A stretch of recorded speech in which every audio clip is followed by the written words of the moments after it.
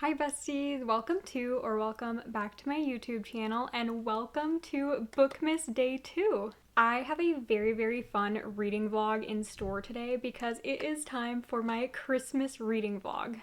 Basically all through, honestly, since Halloween ended, I have just been in the Christmas spirit and I have been saving Christmassy books to read for this video. So I have 3 Christmas themed books that I am going to be reading. If you are new to my reading vlogs, they're all spoiler free. I just give you my thoughts and reactions and my overall rating and review of the book when I finish it. And I actually already started the first book for this video. And it is Merry Christmas, You Filthy Animal by Megan Quinn. Earlier this year, I read my first ever Megan Quinn book. It was Till Summer Do Us Part. And this one is a very festive book. It actually takes place, like it's the prologue, takes place Thanksgiving night. So Thanksgiving leading up to Christmas. It is a dual POV romance. Our male main character, Max, his family owns this Christmas tree farm, and now next door, Betty, she is new to town, but she is going to come in and also open her own, Christmas tree farm. Max ends up trespassing onto Betty's property. So obviously they are not getting off on the right foot. They are rivals with these Christmas tree farms and, different ideas that they have for their Christmas tree farms. I am about a quarter way through the book so far. It is very fast-paced. It is quite funny, which is another thing in the other Megan Quinn book I read earlier this year. It was just so easy to read and so funny. I can definitely see why her books are so popular. And I'm really excited to start reading more because Max first met Betty but didn't know who she was, and he instantly was attracted to her. So now he's trying to get back on her good side, and he has this whole operation planned out for how he's going to get back on her good side now. So I'm really excited to get into that part of the book. I will say, I don't know how much I'm liking Max's character so far. So far, he just seems kind of like an airhead creep. But I am liking Betty's character, and Betty, she has tried to own her own business in the past and it didn't work out for her, so she's really scared and kind of insecure about opening up this Christmas tree farm. And I just feel like I'm really going to relate to Betty's character and how she feels about things. I don't know, hopefully Max can get Betty back on his good side and me back on his good side because I'm not a huge fan of him. And it is kind of funny because obviously it's Merry Christmas, You Filthy Animal, which is a take on Home Alone. And in the beginning of the book, Max's parents, who own the Christmas tree farm, they leave without telling him to go on vacation. And they're like, okay, the Christmas tree farm is in your hands and your hands only right now. So it is very reminiscent of Home Alone. So I just think that is super fun. But yeah, I'm going to just cozy up and continue reading this for a little while.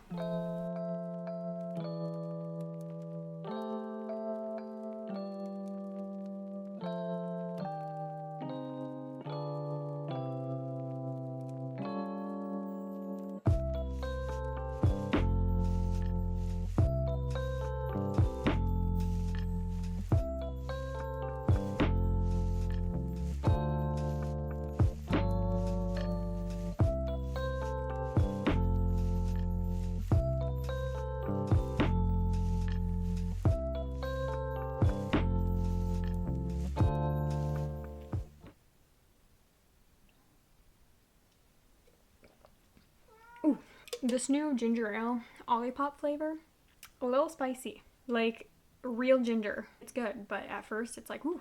But look at how fun and Christmassy this can is. I love it. Very much fits the vibes of this video. Thought I would give you a little reading update on Merry Christmas, You Filthy Animal before I get ready for bed. I am on page 250. I am a little bit over halfway through the book, so very good progress today. I am really liking it.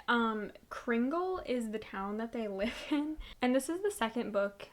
I don't know what the series is called, but the other one also takes place in Kringle, but you don't need to read them in order. This whole town is very Christmassy themed. There's all these shops and stuff, and they all have Christmas names. I think it's in Colorado, so it kind of makes sense. So it is just very, very festive and obviously gives a lot of Christmas vibes with all of that going on. They're doing a lot of fun like Christmas activities, and there's definitely some romance heating up in the book. I'm really interested to learn like more backstories on the characters. We know a little bit so far, but I'm excited to get to know them better. Of this big thing that just happened, like this big blowout, and then also like a really, really sweet trope that I love where he takes care of her. Like, that will always get me swooning. I feel like if I would have read the first book in this little interconnected standalone thing, would maybe know the characters a little bit, but still not like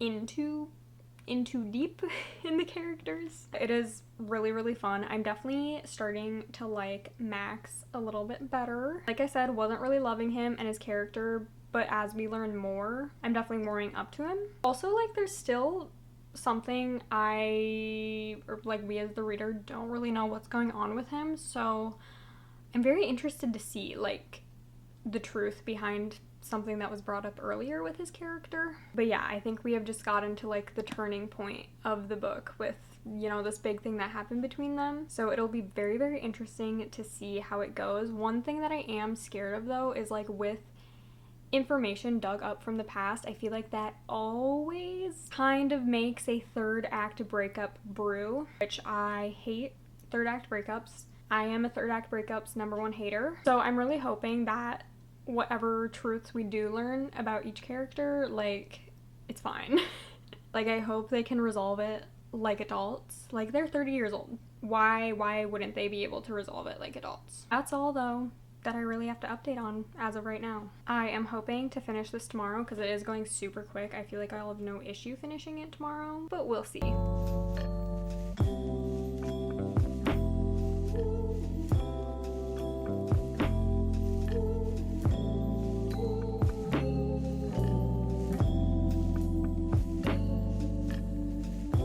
So there's a narrator in this book, and remember how I said I hated third act breakups? Well, the narrator just went, "Are we in the trenches barreling toward a third act breakup?"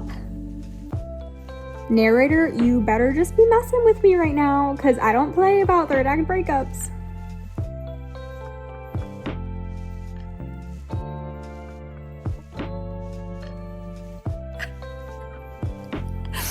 I actually just cackled reading this certain spicy scene.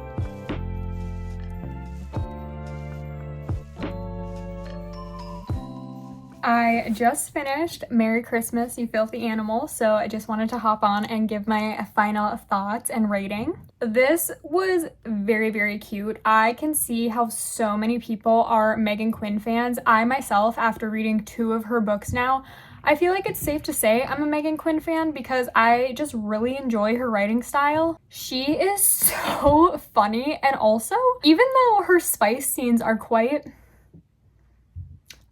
creative, I feel like they're written pretty well. And her books always have me like kicking my feet and giggling to myself, which is embarrassing, but also like it is just a sign that it is a good little rom-com, you know?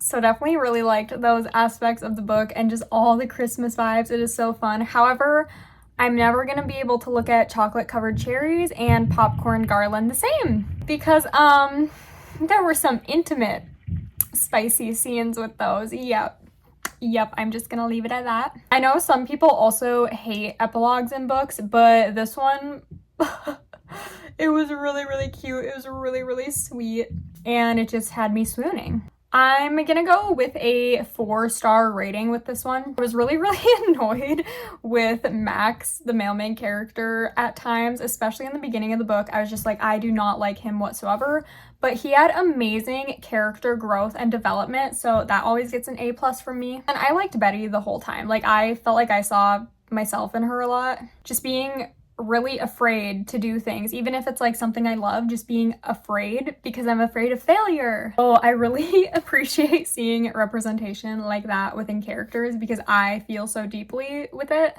The banter was good, the spice was good, the humor was good. Yeah, 4-star rating. It is not my favorite romance book ever, but I really, really liked it, and it was just a perfect Christmas rom-com. I feel like I don't really have much more to say, especially because I don't want to like give any spoilers away. I would definitely recommend you picking this one up this holiday season. So it is now time for me to go pick out my next read, and I already know what I want to read next, and I am very, very excited for this one. This next one is probably the book that I was most excited for this video, but this actually ended up being really, really good. Not that I didn't think it was gonna be good, but still I didn't think it'd be like my most anticipated one for this read.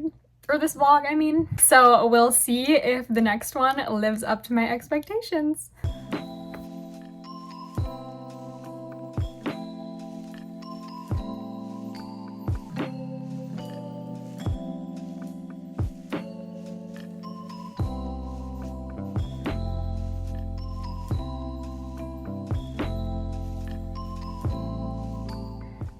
Okay.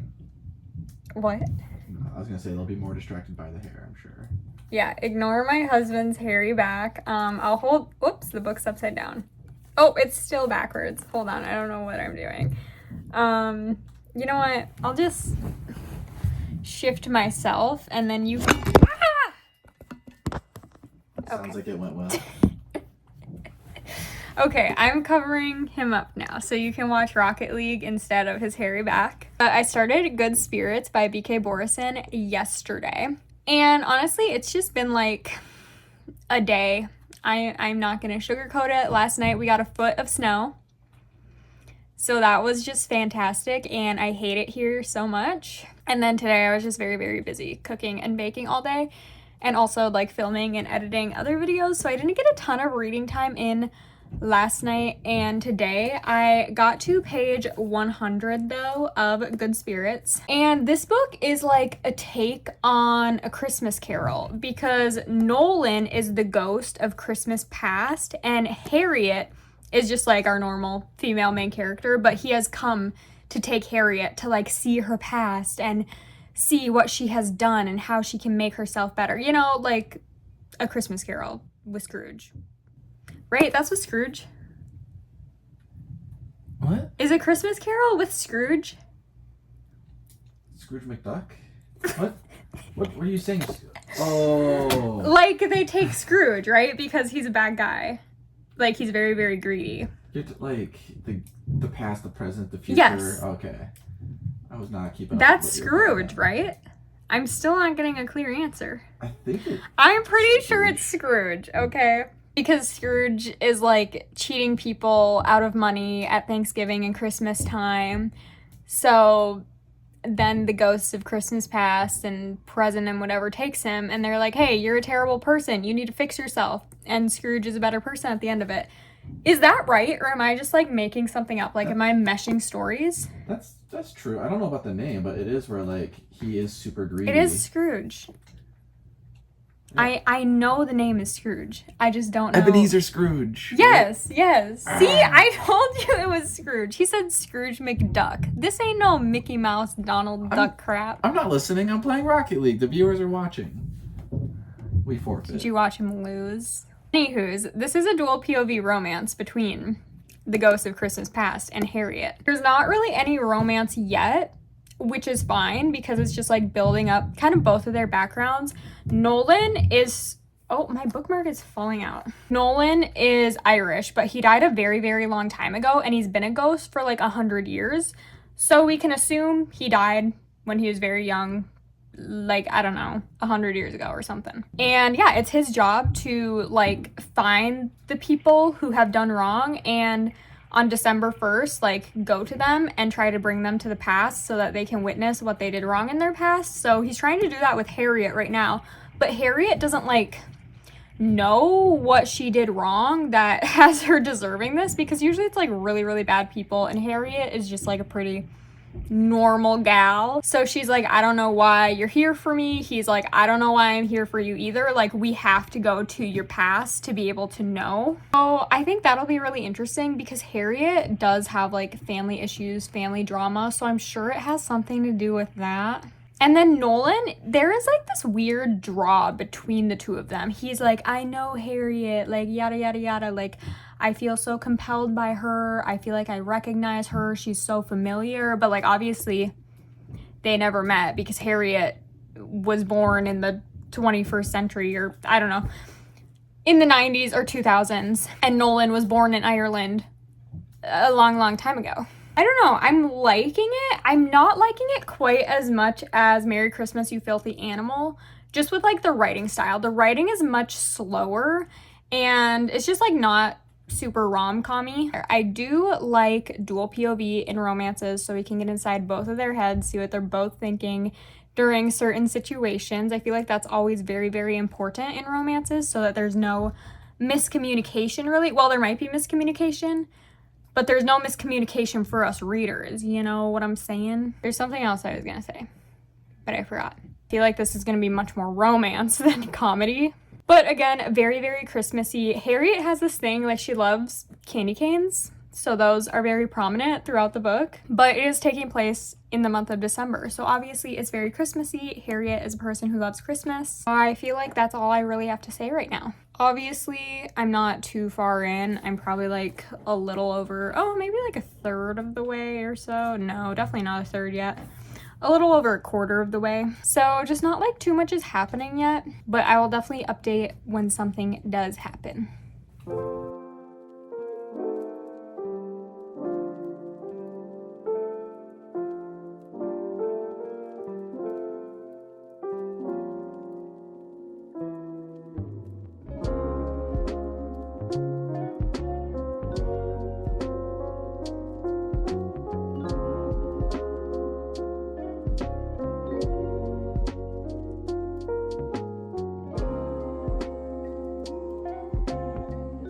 I finished Good Spirits by B.K. Borison, and this was such a heartwarming, Christmassy romance. I can't remember what I all told you about it already because that was a few days ago at this point. But we continue to follow Nolan and Harriet as he is kind of like trying to show her all of her Christmas past. And they're trying to figure out like why he's there and why he has to be there showing her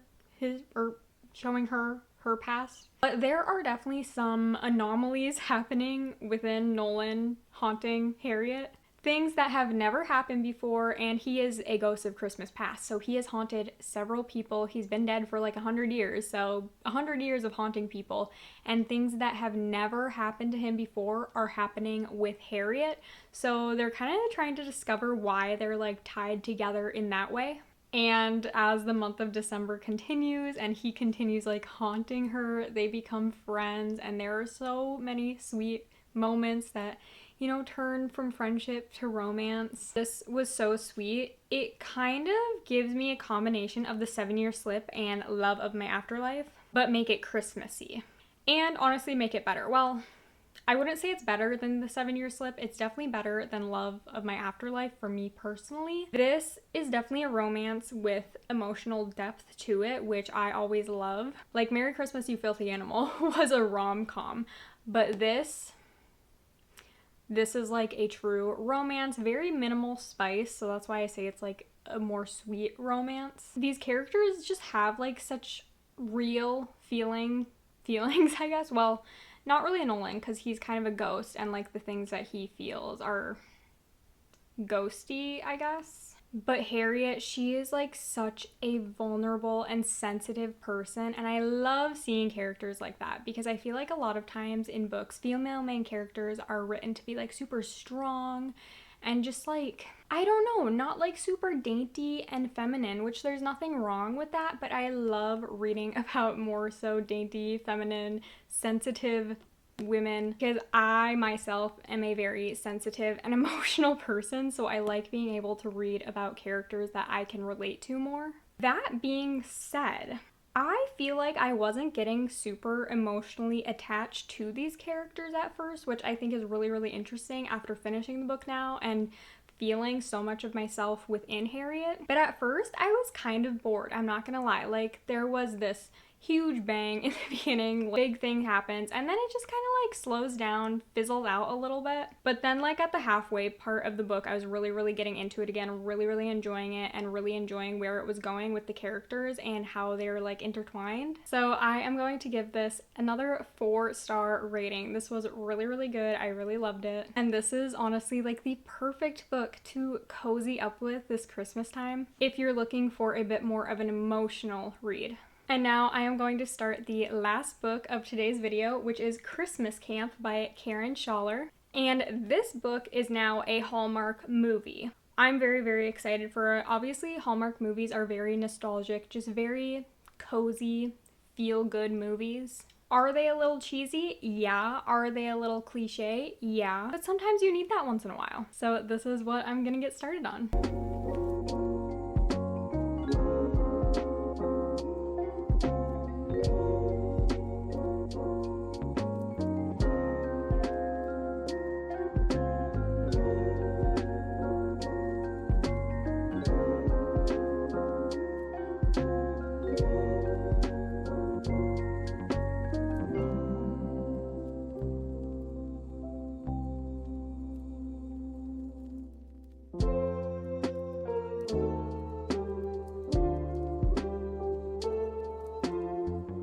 Alright, it has been a day since I started Christmas Camp, but I did get about halfway through it, so I thought I would give you a little reading update and tell you what the book is about, because I haven't even done that yet, have I? This book is about our main character, Haley. She is like a corporate machine, but she does not like Christmas. So there is this opportunity that comes up at work for her to represent like this huge company, and she really wants to, but that company is very like family focused, like Christmas focused, like that's very important to them. And Haley is just kind of a Scrooge. She does not like Christmas at all. She just like wants to work and not focus on anything else ever. So her boss is like, Haley, if you want a chance at like representing this company, then you need a whole attitude adjustment. I'm sending you to this Christmas camp so you get like into the holly jolly festive spirit. And if you come back and are like a changed attitude, then you have a shot at representing this like toy company, I'm pretty sure it is. Haley is very reluctant to go. She's like, this is so dumb. I just want to like have my head down and work and not go to this stupid Christmas camp. She's like, whatever, I'm just gonna go. I'm supposed to go for a week, but I'm just gonna get everything checked off the Christmas camp checklist in like a few days so I can just go back and work. Well, she gets to the Christmas camp and she realizes that this whole like Christmas spirit checklist that they have them doing at the Christmas camp has a lot more in store for it than Haley thought. And she's like, oh, so I am actually gonna have to be here for a week. Okay. And she also meets the owner of the Christmas camp's son. And he finds out that Haley just like hates Christmas. She's not a festive person. And he's like, oh, we need to change that. But also like he doesn't really like that she's there because she's not like there for the right reasons. But they're starting to definitely become a little bit more friendly as they continue doing these festive activities throughout the week. Honestly, like there's not much substance to this book, I guess. It is just like a cute, easy read. It does have a little bit of funny moments. I wouldn't say it's like a rom-com by any means. It's definitely supposed to be a romance. So I don't really know what to expect when we get to the romance. I have not watched a Hallmark movie in so long. I'm a little ashamed to say that, but I have watched several of the Netflix like rom-com movies, and I feel like those are very comparable to Hallmark movies. Like the Lindsay Lohan Christmas movies, you can't tell me that's not like Hallmark. Maybe like a little bit of a spicier Hallmark. So yeah, I'm just really like intrigued to see the romance because obviously it's not gonna be too spicy or anything, right? I wouldn't expect so because it's a Hallmark movie.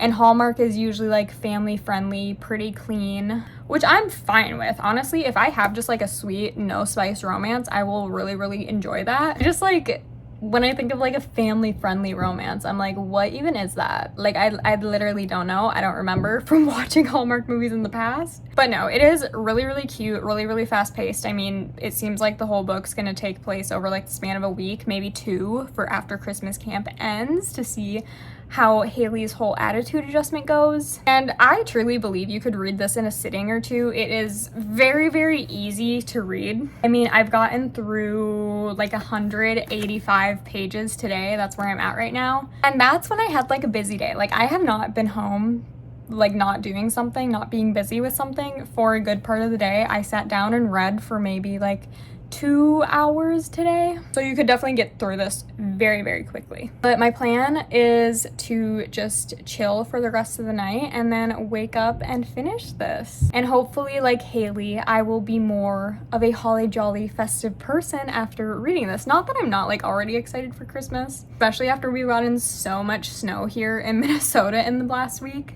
But I don't know, I feel like other Christmassy things just help you get in the spirit more too. So I will see you in the morning when I am hopefully finishing this book up.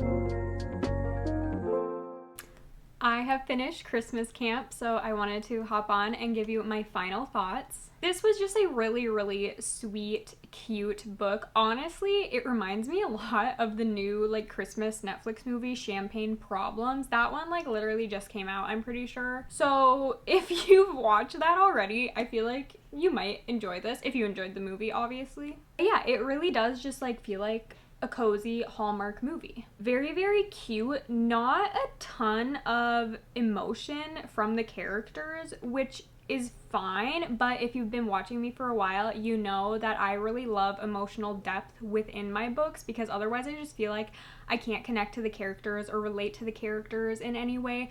But we did just start getting like a little bit of, you know, character development and emotion from our main character, Haley, toward the end of the book. Like, probably the last 10 to 15% of the book, we started getting some emotional depth. Now, obviously, I would have loved to have all of that emotional depth throughout the book. It's fine, because sometimes, like, a fluffy romance, or not really, I wouldn't really say this is even a romance. Like, there is hardly any romance in the book, which, again, is fine. But sometimes you just need, like, a fluffy, light read that you can just pick up and get through super quickly, which is exactly what this book is.